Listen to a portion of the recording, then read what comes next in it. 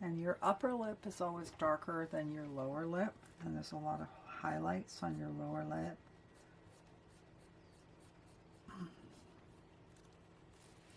And let's see, I'm going to give her some more.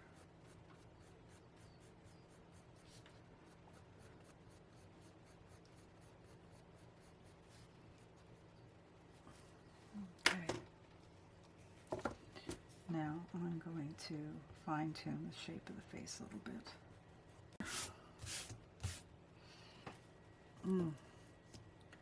Okay, so you've got your lip dip right here, and has some shadow right in the middle, and under the nose has some shadow.